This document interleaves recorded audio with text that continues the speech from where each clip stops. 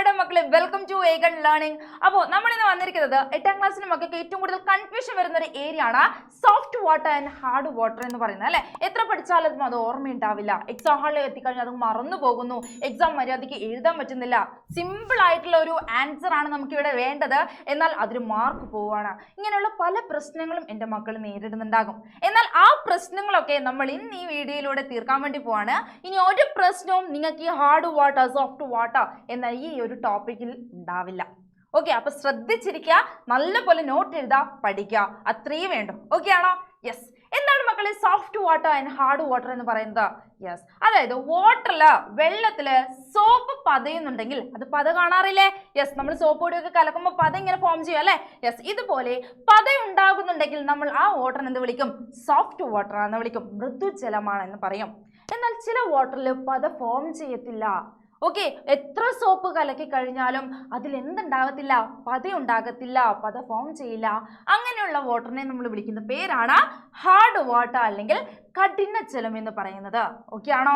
Yes. എന്തായിരിക്കും മക്കളെ കഠിനജലത്തിന് കാരണം? എന്തൊക്കെയായിരിക്കും നമ്മുടെ കഠിനജലത്തിന് കാരണം? യെസ്, കാൽഷ്യത്തിന്റെയും അതേപോലെ മെഗ്നീഷ്യത്തിന്റെയും ലവണങ്ങളാണ് നമ്മുടെ കഠിനജലത്തിന് കാരണം എന്ന് പറയുന്നത്. ക്ലിയർ? കാൽഷ്യത്തിന്റെയും മെഗ്നീഷ്യത്തിന്റെയും സാൾട്ടുകളാണ് നമ്മുടെ കഠിനജലത്തിന് കാരണമായിട്ട് മാറുന്നത്. അപ്പൊ എന്തൊക്കെയായിരിക്കും ഈ സാൾട്ടുകൾ എന്ന് പറയുന്നത്? യെസ്, ബൈകാർബണേറ്റ്സ് ആകാം, ക്ലോറേറ്റ്സ് ആകാം, അതേപോലെ സൾഫേറ്റ്സ് ആകാം. മനസ്സിലായോ?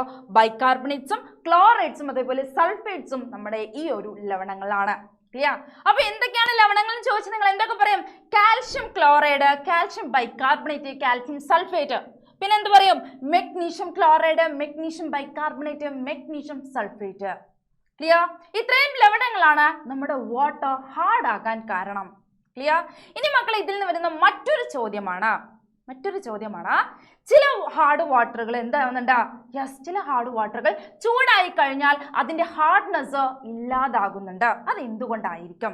മക്കളെ ശ്രദ്ധിക്കുക, നമ്മുടെ വാട്ടറിൽ ഓക്കെ ഹാർഡ് വാട്ടറിൽ കാൽഷ്യം ബൈകാർബണേറ്റ്സ്, മെഗ്നീഷ്യം ബൈകാർബണേറ്റ്സ്, അതായത് ബൈകാർബണേറ്റുകൾ ആണെങ്കിൽ ഓക്കെ, കാൽഷ്യത്തിൻ്റെയോ മെഗ്നീഷ്യത്തിൻ്റെയോ ബൈകാർബണേറ്റുകളാണ് നമ്മുടെ വാട്ടറിൽ ഉള്ളതെങ്കിൽ അങ്ങനെയുള്ള വാട്ടറിനെ നമ്മൾ വിളിക്കും ടെമ്പററി, അങ്ങനെയുള്ള ഹാർഡ്നെസ്സിനെ നമ്മൾ വിളിക്കും ടെമ്പററി ഹാർഡ്നെസ് അല്ലെങ്കിൽ താൽക്കാലിക കാഠിന്യം എന്ന് പറയും. അപ്പൊ ഇങ്ങനെ ടെമ്പററി ഹാർഡ്നെസ് ഉള്ള വാട്ടറുകൾ ഹീറ്റ് ചെയ്ത് കഴിഞ്ഞാൽ അതിലെ ബൈകാർബണേറ്റുകൾ വിഘടിച്ച് കാർബൺ ഡൈ ഓക്സൈഡ് ആയിട്ട് മാറുന്നു.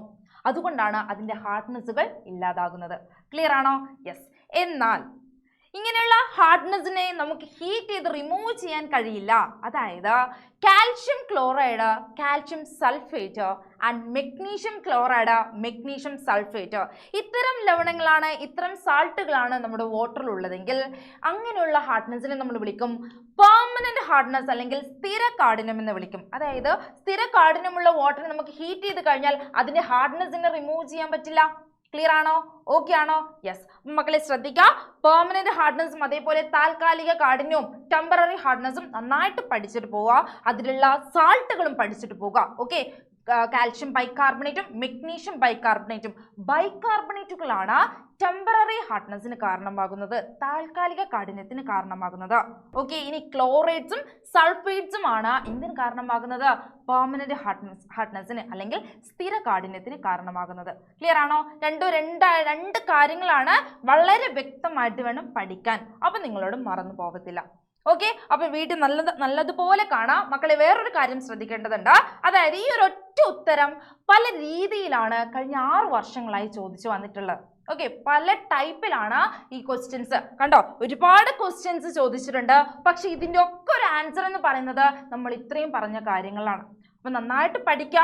എന്തായാലും ക്വസ്റ്റ്യൻ വരുന്നൊരു ഏരിയ ആണ് നമ്മുടെ soft water and hard water എന്ന് പറയുന്നത്. അപ്പൊ നന്നായിട്ട് പഠിക്കുക, എക്സാം നന്നായിട്ട് എഴുതാ. ഈ ഭാഗത്തുനിന്ന് ഒരു മാർക്ക് പോലും എൻ്റെ മക്കൾക്ക് പോകരുത്.